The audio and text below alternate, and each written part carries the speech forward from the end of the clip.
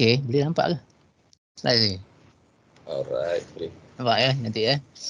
Okey, Okey, cantik. so so kita santai-santai je kan? Tak. Santai. Tak adalah nak serius sangat ni. Okey. Baik. Ini kita punya slot kita yang pertama berkaitan dengan sistem perkembangan sistem nombor ya. Baik.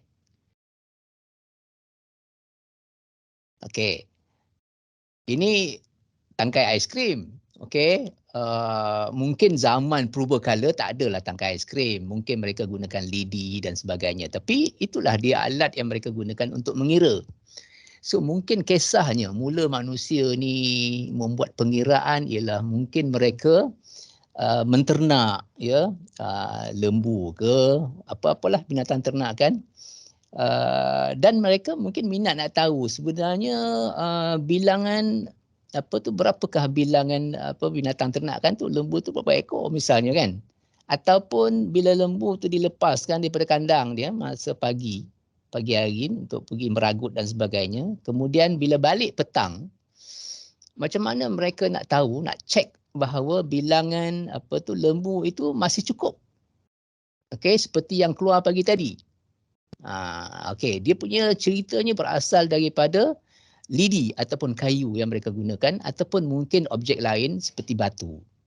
Okey.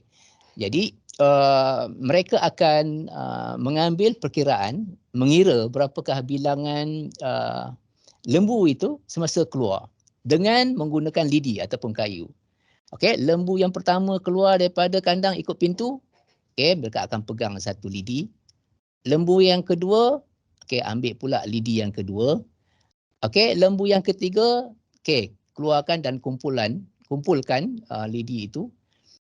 Sehinggalah habis semua lembu itu keluar daripada kandang, maka akhirnya mereka mendapat satu kumpulan lidi ataupun batu yang mewakili bilangan lembu yang keluar daripada kandang. Okey. So nanti sekarang bila petang semasa lembu tu balik ke kandang itu, maka sekali lagi tuan punya lembu ni akan membuat perkiraan merujuk kepada bilangan objek tadi. Okey. Lembu yang pertama masuk. Okey. Ambil lidi yang pertama, lidi yang tadi ya, yang pagi tadi punya lidi itu keluarkan, ambil satu. Kemudian lembu yang kedua keluarkan, lembu yang ketiga keluarkan. Sehinggalah semua lembu habis masuk ke dalam kandang. Sepatutnya kalau lembu itu cukup, yang balik itu cukup, tak ada yang hilang.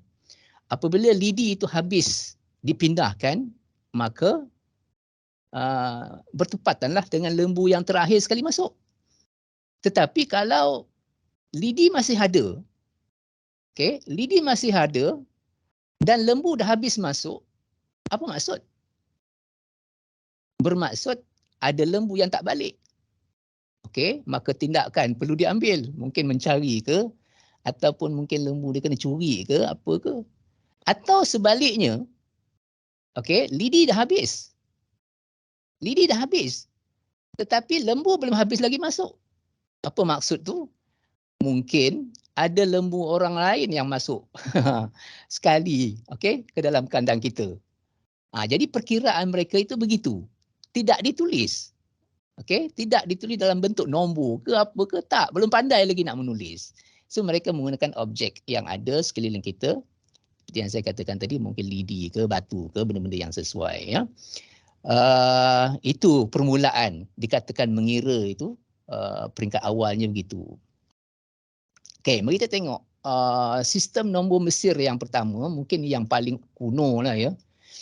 Kalau sebut kuno kan tak manis pula disebut, tapi dalam buku kadang-kadang mereka sebut sistem nombor Mesir kuno. Kuno sangat. Tak adalah kuno sangat, bagus juga mereka punya sistem nombor. Tetapi kali ni mereka dah pandai melukis. Kalau nombor satu tu mereka buat satu apa kita panggil macam bentuk kayu ya, panjang ke bawah begitu. Itu satu. Kemudian 10 heel bone ni, ni anggota badan kita, iaitu macam tumit kaki kita tu, bentuk dia macam N macam tu kan. Itu nilai dia 10. Dah pandai dah, mereka letak simbol untuk mewakili nilai tertentu. Tumit kaki nilai dia 10. Kemudian di persekitaran mereka nampak tali. Tali ni dia kata sesuai untuk kita gunakan sebagai simbol untuk mewakili nombor 100. Apa lagi yang ada persekitaran mereka? Ya, bunga. Bunga nilai dia 1000. Kemudian anggota badan yang lain. Ni jari telunjuk. Ya. Mahal harganya 10,000. Ya. Jari telunjuk 10,000 nilai dia tu. Berudu. Apa tu? Tadpole ni. Kan, berudu. 100,000. 100,000. Kemudian nilai orang ni, gambar orang ni nilai ni 1 juta. Jadi itu dia punya basic sistem nombor Mesir purba ni, itu yang basic dia. Jadi nak tulis nombor-nombor lain, gunakanlah, combine kan, gabung-gabungkan, ya.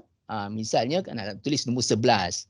So akan ada satu tumit kaki dan satu stroke itu, gabungkan tu. Jadi kebetulan saya pernah pergi ke Mesir ni. Melawat anak saya belajar di sana. Dan memang dinding di piramid itu memang banyak ditulis. Dia punya diukir gambar-gambar dan termasuk juga objek-objek yang ada melibatkan nombor ini. Katak, kemudian gambar orang yang tengah angkat tangan tu pun ada juga ditulis di situ, ya. Dan bila kita tengok piramid di Mesir tu memang luar biasa. Kalau kita fikirkan dari segi tinggi dia, kalau kita bandingkan dengan bangunan di negara kita ni mungkin 4 ke 5 tingkat tinggi dia. Dan bentuk dia begitu indah sekali, bentuk piramid itu, dan ianya dibina daripada batu yang berbentuk cube. Dia punya panjang, dia punya lebar, dia punya tinggi, semua sama, cube. Yang berat dia, mengikut pemandu pelancong tu, dia kata berat satu batu yang disusun itu ialah lebih kurang 2 tan. Nah, cuba kita fikirkan bagaimana batu yang sebesar itu, menggunakan teknologi apa yang mereka gunakan sehingga kan dapat mengangkat batu yang sebesar itu nak letakkan atas sana tu. Setinggi 4 tingkat. Memang luar biasa. Dan di piramid itu ada lubang yang kita boleh masuk, dan di keliling ataupun di dinding-dinding piramid itu ada lukisan-lukisan mungkin mewakili sesuatu. Mungkin ada maklumat yang mereka cuba sampaikan, dan dia punya dia punya tempat tu disediakan untuk dia simpan dia punya mumia dia tu. Kalau di Mesir ini yang terkenal juga ialah dia punya museum, ya, di mana diletakkan kita panggil mayat lah, ya, Firaun. Dan Firaun ni di Mesir sebenarnya ramai dia punya Firaun dia. Ya, raja dia panggil Firaun. Ada Firaun yang baik, ada yang tak baik. Tapi cerita yang famousnya lah Firaun yang semasa dengan Nabi Musa alaihissalam. Firaun yang itu ada juga dia punya mayat dekat situ, ya. So kita pergi kat sana pun untuk mengambil iktibar, bukan setakat nak tengok macam mana rupa Firaun, tak, ya. Kita nak tengok dia punya hasil peninggalan Firaun tu macam mana. Baik. Itu sedikit tentang nombor Mesir purba. Ada kemajuan, ya. Yang tadi tak tahu nak tulis lagi, tak tahu nak lukis, yang ini dah ada dah gambar, diwakilkan dalam bentuk simbol-simbol tertentu.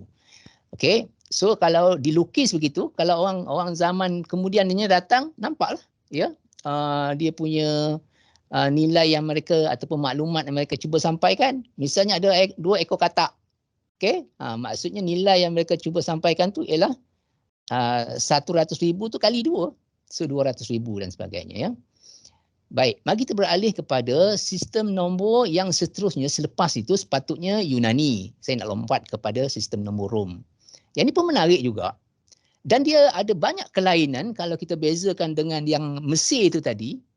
Sebab Mesir ni memang awal, ya, sebelum Masihi. Yang ini pun awal-awal mula untuk Masihi itu. Tapi kali ini mereka menggunakan simbol juga. Yang tadi tu gambar. Gambar objek anggota badan, binatang-binatang, objek-objek persekitaran dan sebagainya. Tapi sistem nombor Roman ni mereka menggunakan huruf. Mereka menggunakan huruf sebagai nombor. Apa hurufnya? Ni dia. Huruf I, huruf V, X, L, C, D dan M. tiap-tiap satu huruf ini mewakili nombor. Dialah nombor dan dialah huruf. Cuba bayangkan kekeliruan yang mungkin akan timbul ya.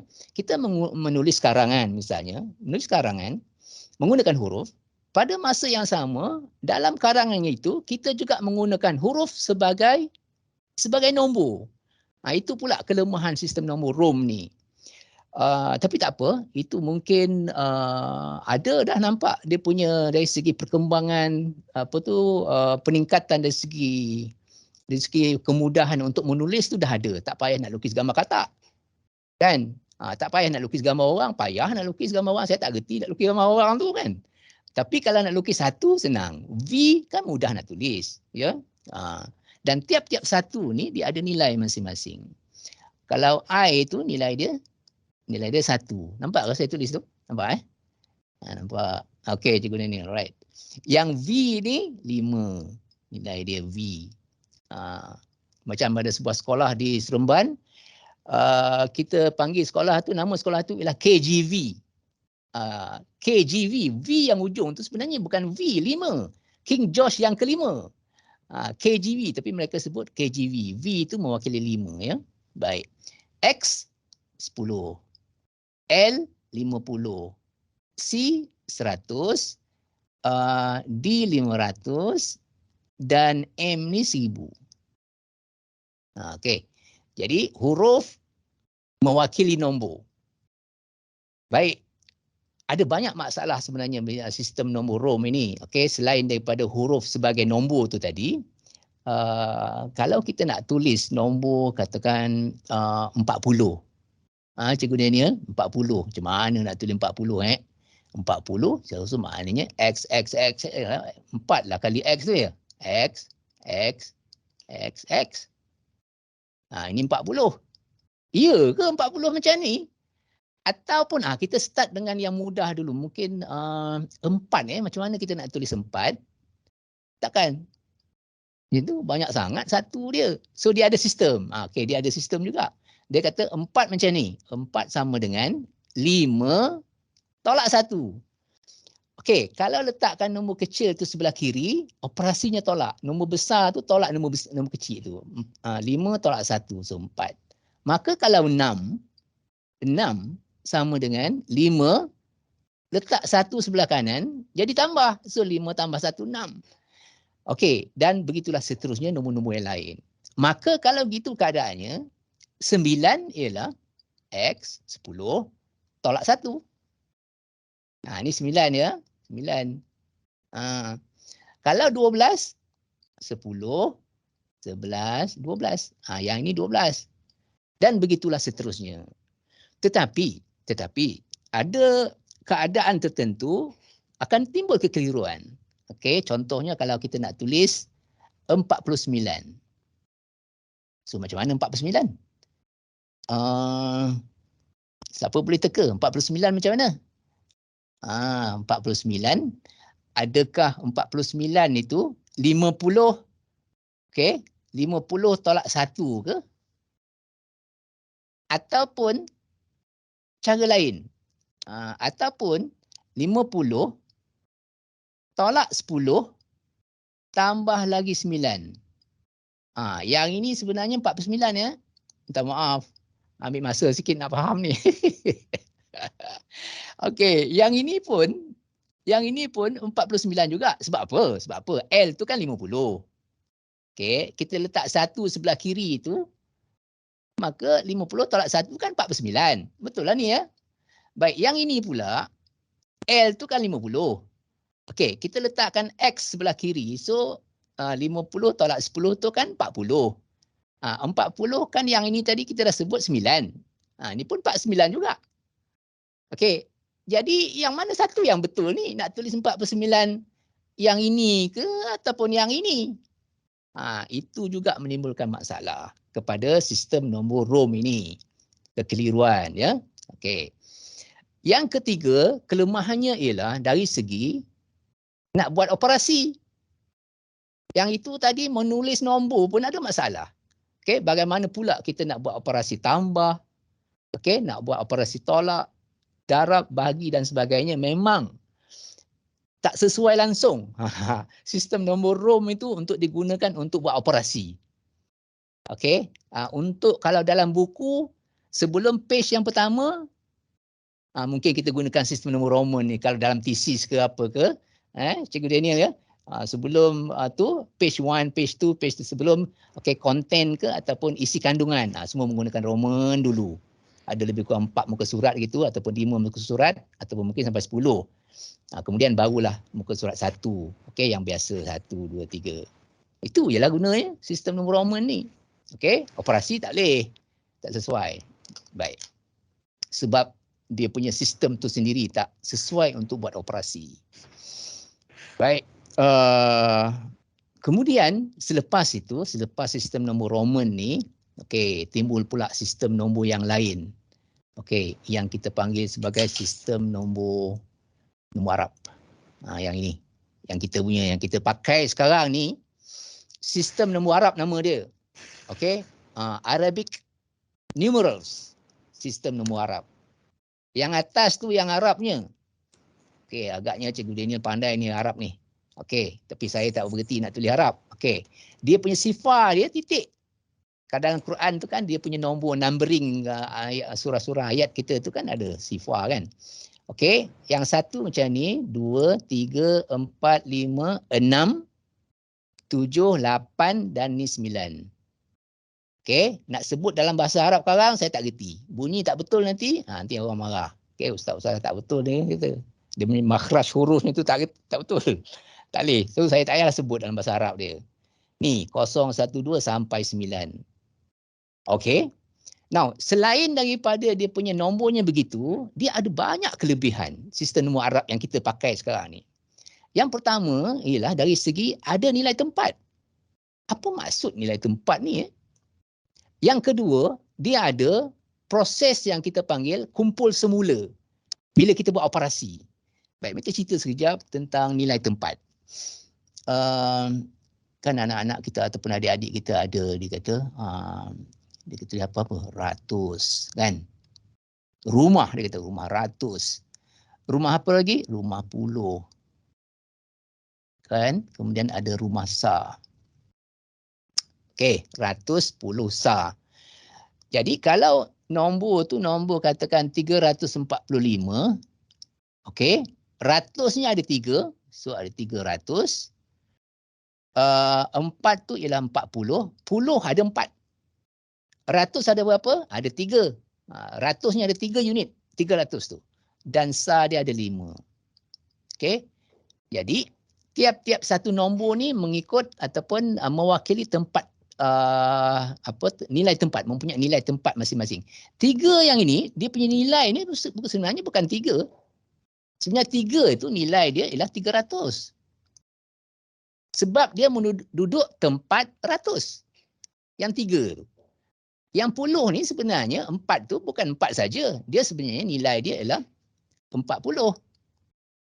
Yang 5 tu memang nilai dia 5. Sebab tempat dia pada rumah sa. 5.